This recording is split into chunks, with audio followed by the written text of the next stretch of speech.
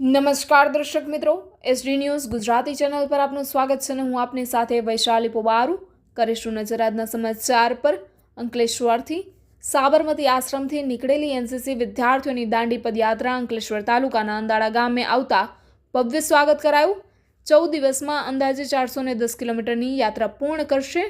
તેઓ યાત્રા દરમિયાન વિવિધ ગાંધી આશ્રમો, ગુરુકુલો, શાળા અને કોલેજોમાં રાત્રિ નિવાસ કરશે।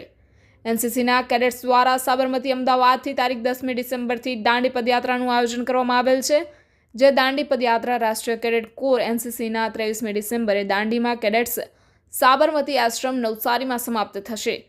અમદાવાદથી દાંડીના તટિયા અમદાવાદના સાબરમતી ગામ સુધીના ઐતિહાસિક દાંડી આશ્રમથી સ્વચ્છ ભારત પદયાત્રાનું પુનઃ પ્રદર્શન કરી વ્યસન મુક્ત ભારત ફિટ રહ્યા છે। મૂળ દાંડી માર્ચ જે ઇન્ડિયા તેમજ સશક્ત મહિલાના સંદેશ સાથે નીકળેલી દાંડી પદયાત્રા અંકલેશ્વર તાલુકાના અંદાડા ગામ ખાતે આવી પહોંચતા તેમનું અંદાડા ખાતે ભવ્ય સ્વાગત કરાયું હતું।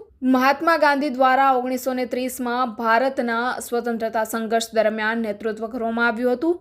એકતા, માનવતા, આત્મનિર્ભરતા પ્રોત્સાહિત કરવાનું અને આધુનિક ભારતના વિકાસ લક્ષ્યોને આગળ વધારવાનો ઉદ્દેશ હતો। આ લક્ષ્યોમાં સ્વચ્છ ભારત, વિકસિત ભારત, મહિલા સશક્તિકરણ, રાષ્ટ્રીય એકતા, નશા મુક્ત ભારત અને ફિટ ભારત સામેલ છે। અંદાડા ખાતે એનસીસી વિદ્યાર્થીઓની દાંડી પદયાત્રા આવી પહોંચતા આરએમપીએસ સ્કૂલના વિદ્યાર્થીઓ દ્વારા એનસીસીના વિદ્યાર્થીઓનું પુષ્પવર્ષા કરી ભવ્ય સ્વાગત કરાયું હતું।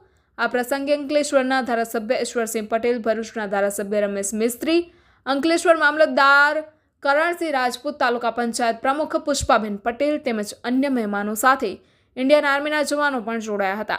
અંદાડા ખાતે આવેલી દાંડી યાત્રાના વિદ્યાર્થીઓએ નુક્કડ નાટક કરી હાજર વિદ્યાર્થીઓ તેમજ આમંત્રિત મહેમાનો તેમજ ગામના આગેવાનોને સ્વચ્છ ભારત, વ્યસન મુક્ત ભારત, ફિટ ઇન્ડિયા તેમજ સશક્ત મહિલા સશક્તિકરણનો સંદેશ આપ્યો હતો।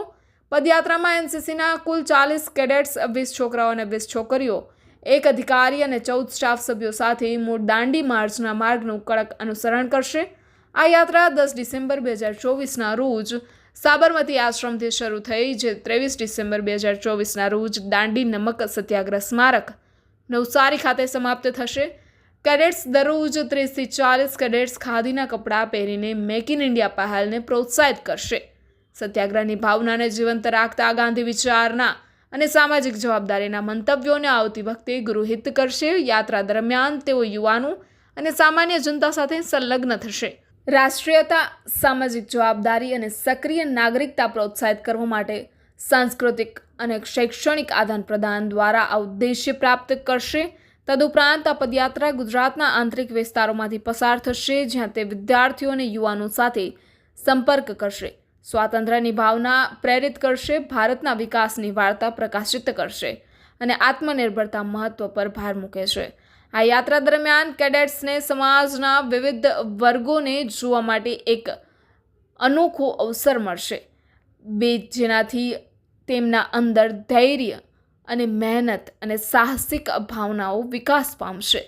Reporter Jayesh Prajapati, SD news Gujarati, Ankleshwar. હું કેડેટ પટેલ દિયા, હું ગુજરાત ડાયરેક્ટરેટથી બિલોંગ કરું છું। અમે સાબરમતી આશ્રમથી દાંડીની પદયાત્રા કરી રહ્યા છીએ।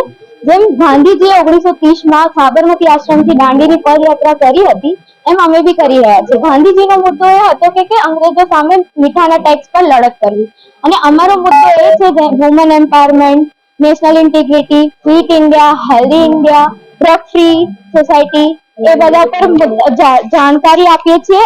સ્કૂલ છે, આશ્રમ છે, એ બધા જગ્યાએ જઈને અમે બધા આશ્રમે જઈ આવ્યા છીએ જ્યાં જ્યાં ગાંધીજી રોકાયા હતા। અને મને ખબર પડી કે નવગામ કરીને એક ગામ છે, ત્યાં એક એવું સ્પેશિયલ ચીન છે ગાંધીજીએ બનાવ્યું હતું, એ બધા ધર્મને દર્શાવે છે એક જ ઓલામાં। Thank you. અહિંસા પરમો ધર્મ।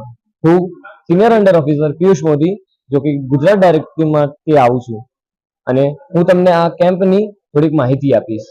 અમારું જે આ કેમ્પ છે દાંડી યાત્રા, એ સાબરમતી આશ્રમથી લઈને દાંડી સુધી જવાનું છે।